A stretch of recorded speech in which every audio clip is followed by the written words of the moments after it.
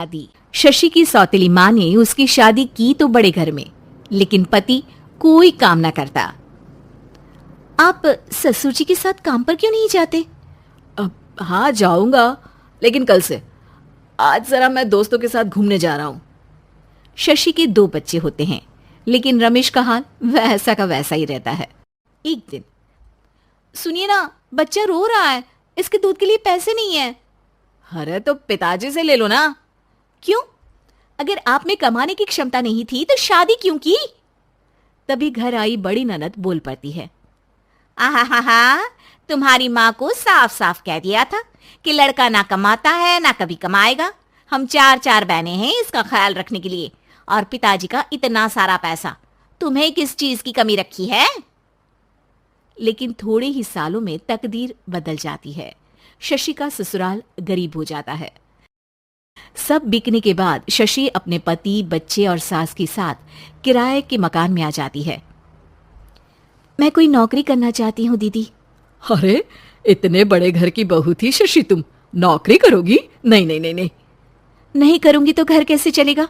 बच्चों को भी तो पालना है ना। तभी शशि का भाई आ जाता है। शशि, ये ले राशन का सामान, किसी भी तरह की कोई भी जरूरत हो तो बताना। भाई, अब मैं नौकरी करूंगी।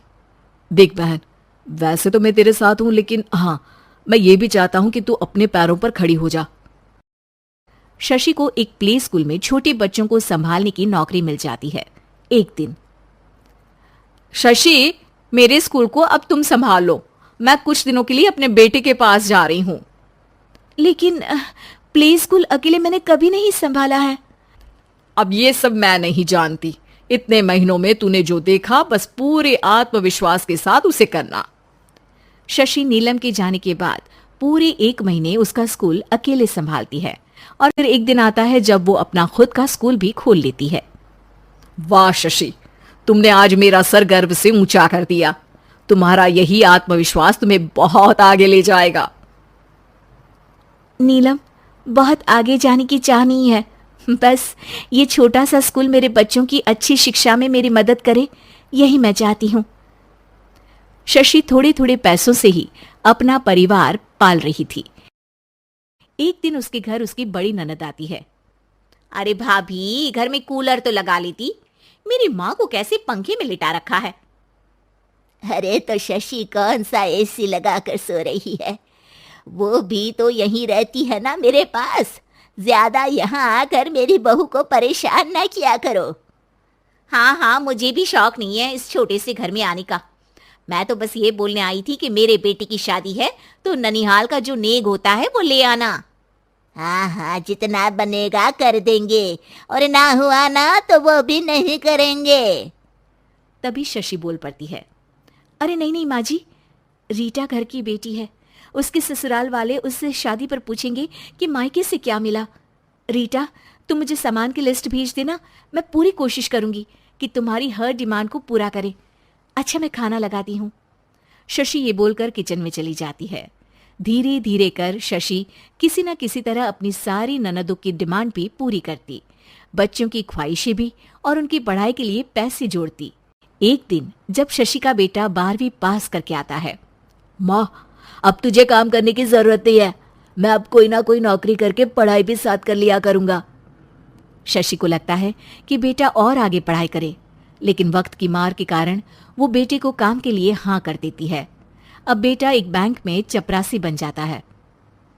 लड़का देखने में तो बड़ा अच्छा है, अंग्रेजी भी पटर पटर बोलता है, फिर चपरासी क्यों? लड़का सारी बात मैनेजर को बता देता है। अच्छा, तो मैं तुझे एक मौका देता हूँ, तू यहाँ रहकर दूसरे डिपार्टमेंट का भी काम सीख। अगर तू किसी एक का भी काम अच्छे से सीख गया तो मैं तुझे यहाँ टेबल चेयर में बैठने वाली नौकरी दे दूंगा। लेकिन एक दिन शशि की ननद उसे फोन करती है। अरे भाभी, देखो, मायका तो मेरा तुम लोगों से ही है। मैंने आपके बेटे और मेरे भतीजे प्रदीप के लिए यहाँ एक नौकरी देखी है, पूरे 5,000 मिलेंगे। वैसे करता ही क्या है, चपरासी ही तो है ना। कोई बात नहीं रीटा, मैं उसे इस शहर के बाहर नहीं भेजना चाहती हूँ, बाकी वो शाम को आएगा तो मैं पूछ लेती हूँ। वहीं प्रदीप मैनेजर की बात से खुश हो जाता है और मैनेजर के काम पर ही नजर रखने लगता है। वो उनकी तरह के पेपर पढ़ता, काम करता और आने वाले लोगों की बातें सुनता। एक दिन बैंक में ऑडिट वाले आते हैं। ये गलत है, पूरी बैलेंस शीट नहीं मिल रही है, कहीं ना कहीं गड़बड़ है। ए मैनेजर, क्या करते हो? बैंक के पैसों का हिसाब सही नहीं है। मैनेजर के पसीने छूट जाते हैं। तभी प्रदीप वहां जाता है। अब क्या मैं ये बैलेंस शीट देख सकता हूँ? अरे बेटा मजाक नहीं, जाओ पानी लेकर आओ एक गिलास। प्रदीप मैनेजर को पानी लाकर देता है और फिर ऑडिटर से कहता है, देखिए सर, मैं आपको बता सकता हूँ कि कैसे बैलेंस शीट को आप लोग गलत तरीके से जोड़ रहे हैं। ऐसा बोलकर प्रदीप एक एक कर सारे डाउट क्लियर कर देता है। अरे हाँ, ये तो पॉइंट हमने देखे ही नहीं थे। गुड, कौन है ये बच्चा? तभी मैनेजर बोल पड़ता है, अब हमारे यहाँ अकाउंट में नया आया है। ऑडिटर के जाने के बाद, वाह प्रदीप, आज तो तुमने मेरी नौकरी बचा ली। और आपने भी तो मेरी नई नौकरी लगा दी अकाउंटेंट की। बस फिर क्या था, प्रदीप ने एक बार जो सफलता की सीढ़ी चढ़ी, बस चढ़ता ही चला जाता है। फिर एक दिन शशि की ननद, अरे भाभी कैसी हो?